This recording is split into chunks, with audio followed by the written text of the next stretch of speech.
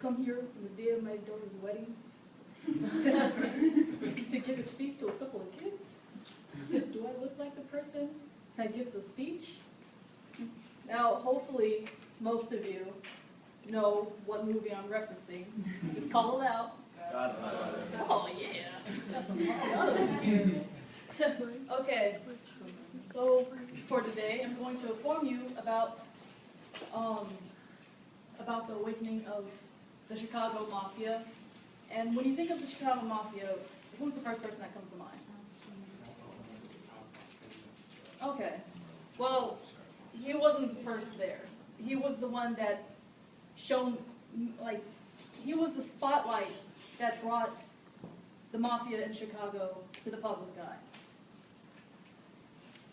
But the reason why I chose the Mafia is because the Mafia is pretty cool. You can't, like, yeah, they're scary, but at the same time, they're pretty organized, and that's something that you just gotta admit that's pretty awesome.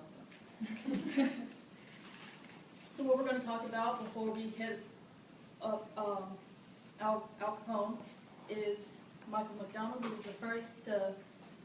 the first to be there and the first crime lord, to Montanus, who was the gambler, the czar of gambling, to Policeman James and John Torito, and then we will talk about Al Pacino. But first, let's talk about the beginning of the Chicago. We should talk about the history of Chicago, how it came. Don't mind that. Facts about it is that in 1837, Chicago became a city with a population of 4,170 people in there. With so much booming, attracted quite the crowd, which is pimps, prostitutes, your adventurers, your gamblers, and with that, it attract. Of course, when you got gambler, prostitutes, and all that, you need someone to organize it because you have such bad people, they can't organize anything. In 1848, the canal was opened after a drop in it, which boomed everything. And in 1855, Chicago was seen as the greatest meatpacking center port. So our first mobster is Michael McDonald, not the singer. That lovely gentleman right there. And, sorry.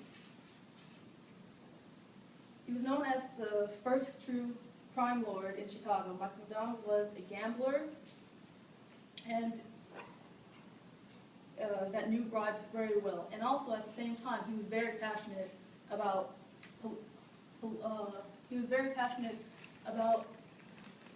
politicians, which he brought to the underground, bringing it up and forming the McDonald Democrats, which he aided Harvey D. Calvin to be elected in 1879 for mayor, which they won, which helped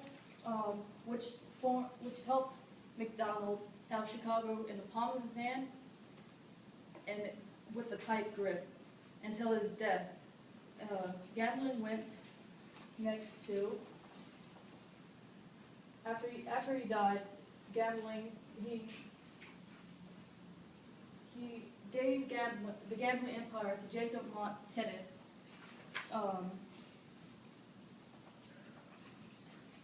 Jacob Montanus, who inherited the empire from McDonald in his death of 1907. He had already dominated the gambling city in the north side, and with the gambling empire, he could now take over the racing tracks.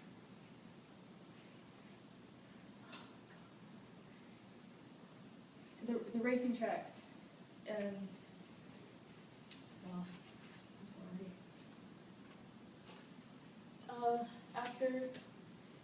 James, James Montanus was James Diamond Jim Colissimo, who was the beginning of, received his nickname for wearing an amount of diamonds which he used to flaunt girls into bringing them into his brothels, which he had formed with his wife Victoria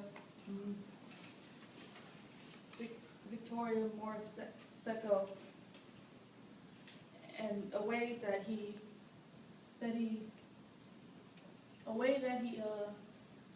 created the organization, or boomed his brothels, were with white slavers, which was, he would have a group of men go out and he would take these girls, whether it was just kidnapping them or telling them to come in with them, and they would break them in, which is basically raping, humiliating them, and beating them until they just don't care anymore, and they are now his to do whatever he pleases.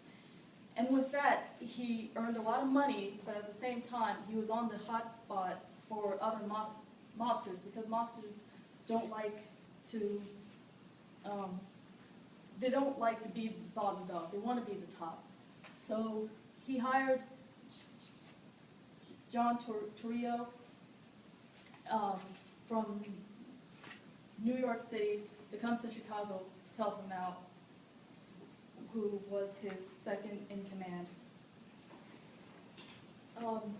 In 1920, when the Prohibition came along, Torrio said we should start in the bootlegging company, because during Prohibition, no one wanted, bootlegging was on the supreme and he didn't want to. So Torrio put on a hit with Frank Yells to get him out of the way, to basically put a hit out on him and kill him. So he ended up, after Colissimo died, he was top dog, and he basically ran Chicago until he now had it in the palm of his hands, because he had spread his mobsters across most of the city in the south and in the west, which caused a lot of gang wars and caused him to nearly get attacked. So he decided to leave and leave the gang to Al Capone as his protege, because he knew what to do. Alfonso Scarface Capone followed right after Colissimo, and he ended up doing a lot and getting him famous for doing all this stuff, which caused him to get hit out as well during the wars he was with the Irish, and himself started the St. Valentine's Massacre, which he tried to put a hit out on his rivals, but caused him to fall downhill and for his monsters to fall apart, which he ended up going to jail for. But he didn't go to jail for the attack. He ended up going to jail for tax evasion. And that was the end of the Capone era. Thank you.